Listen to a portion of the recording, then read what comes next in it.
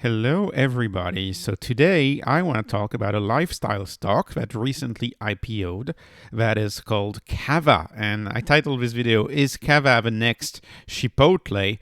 Because I see a lot of similarities with Chipotle. It's a casual dining place is what Cava is. But what they do is that while Chipotle, for example, focuses on Mexican style cooking, in the case of Cava, they focus on Mediterranean and Greek inspired general cooking concept. So this is very interesting to me because what you find is that in most cities in the US, this type of food is typically a mom and pop business. You'll have plenty of towns with mom and pop businesses serving pita or gyro or that type of food is very mom and pop. It's never really been made into a chain, not that I can think of. And this company is taking the playbook of Chipotle and trying to turn that into a chain. And they're being very, very successful with it. In my view, they're bringing some level of standardization that you may not find with the diversity of a lot of mom and pop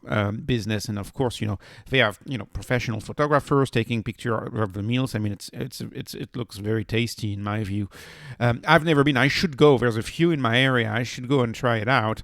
But let me analyze the stock first.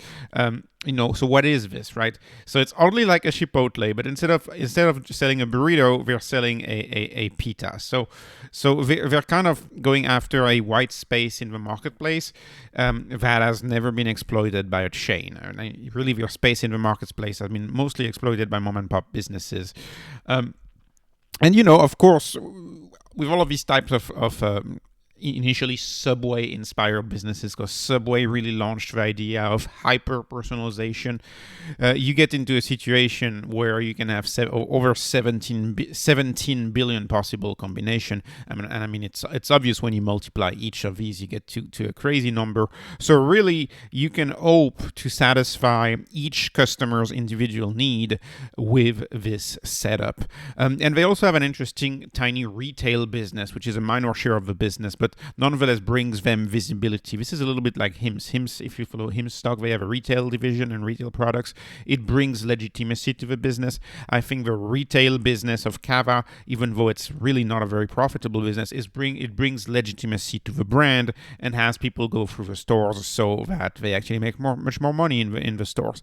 And if you look at their customer mix, and by the way, this is from their IPO prospectus, it's very interesting. The stereotypical customer mix is a female making over $100,000 between 25 and 34. So there's a lot to like here. They're going after a more affluent consumer, and they're going after a consumer who's fairly young and who will be able to consume and buy the product for decades and decades to come, which obviously is very important for a growth stock. If you want to take over the quote-unquote strip malls of America, like Chipotle has and is still going after, if you want to do that, you want to go after a population that is fairly young, and clearly this is part of a bigger megatrend in my view, which is the replacement of fast food, or the changing of fast food, the replacing of fast food really into these more healthy options. And the debate is always, is this really healthy? You may remember in the early days of Chipotle, the debate was, Chipotle is healthy. Yes, but it's a 2,000 calorie burrito. So is this really healthier than a fast food meal?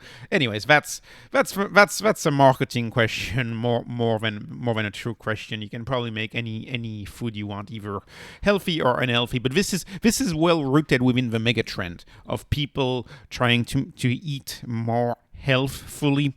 Mediterranean food has this reputation of being healthier than a lot of other types of cooking, and it is a white space opportunity. Like I said, there's very, very, very few chains. I can't think of a single chain in that world, and so this chain may be it. So This is a new stock. This is an IPO stock, so of course it comes with tremendous risks, right? This stock is less than 4 months old, so comes with tremendous risk. But if you look at just the numbers and analyze the business, we see a lot of good things. The revenue is up 62%.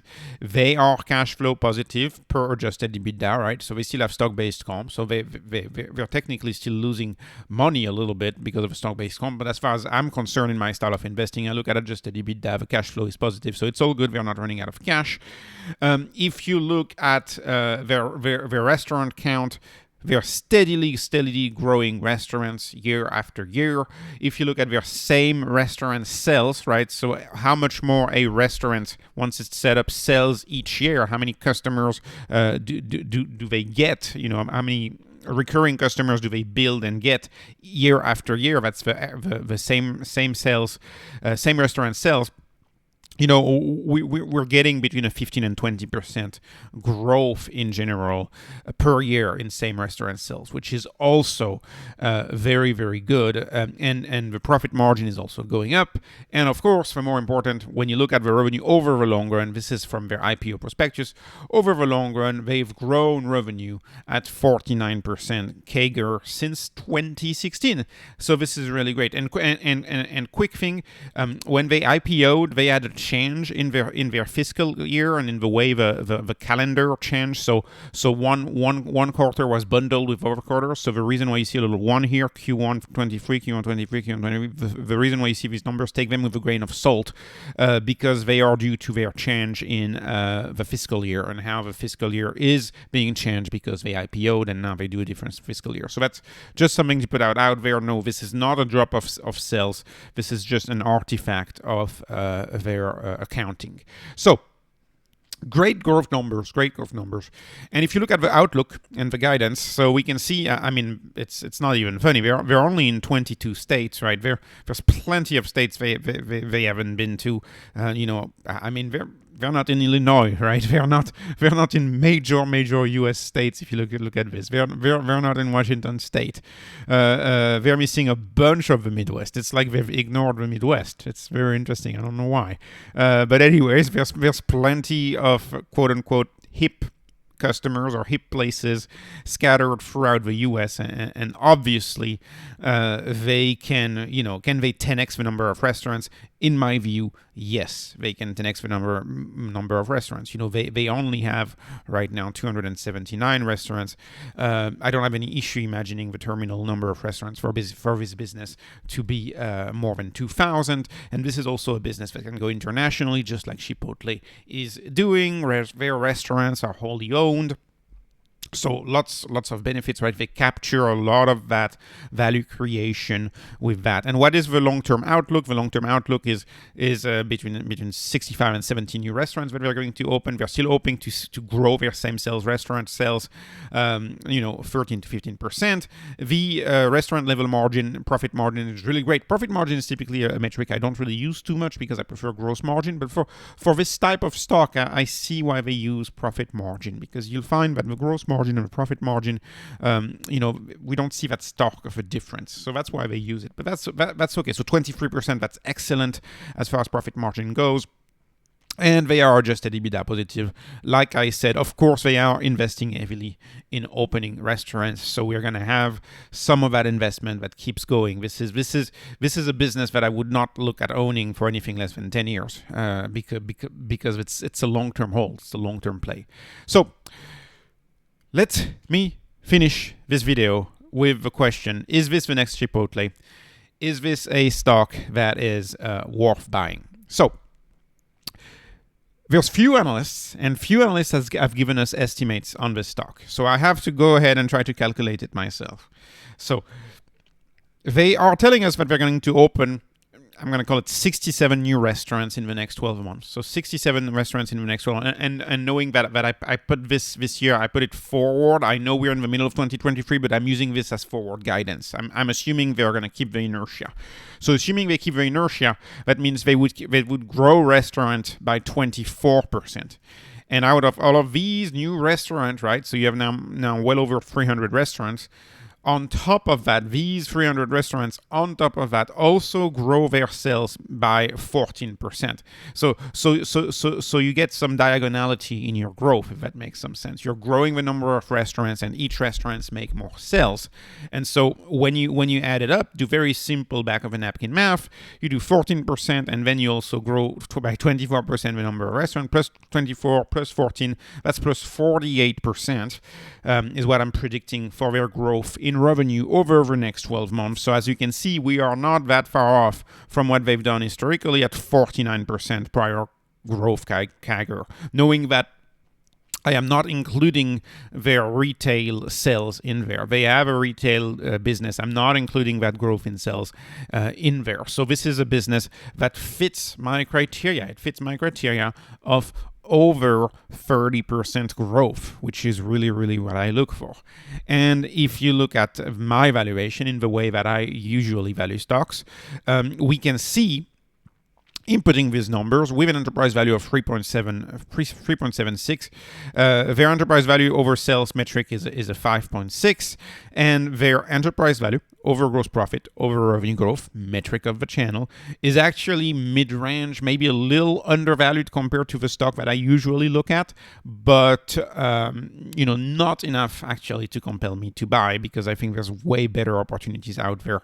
But we are not paying that much for forward growth, but we're still paying much more than some outstanding deals in the market. Like if you look at solar stocks right now, I mean, these are way better deals than this. This is an expensive stock in my view, even though it fits my criteria of a product getting adopted, right? The product is getting adopted, the margins are good, fits my criteria, but expensive stock, relative to some of the deals that I see out there.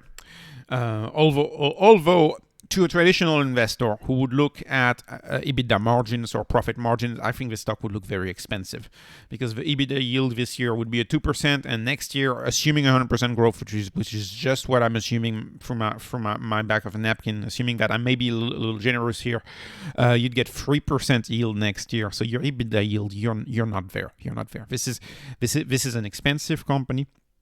Now, I will conclude by saying that this type of company is typically very expensive. Like if you look at a company like Shake Shack or a company like Chipotle, I do not understand why these companies are so expensive, but they are expensive. Like Chipotle is a very, very expensive stock. And in the video, I started video comparing this stock to Chipotle. Yeah, the long-term returns of Chipotle, they may look great, but they've actually been 23%.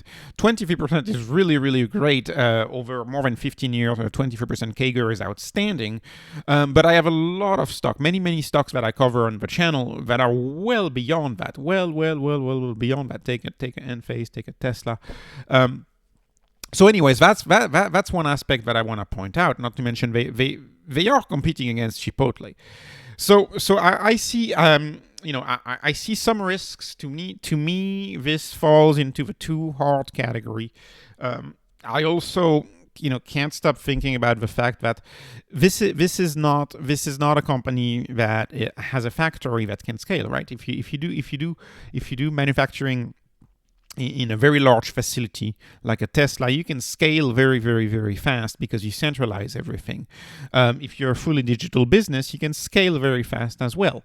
But this is a business that, because of the brick and mortar nature, is going to have a hard time growing more than 20 to 30% each year of a number of restaurants, which for that space, for the physical brick and mortar space, it's astounding growth, right? It's astounding growth. It's not just making digital copies of a software, right? So it's outstanding growth for that space.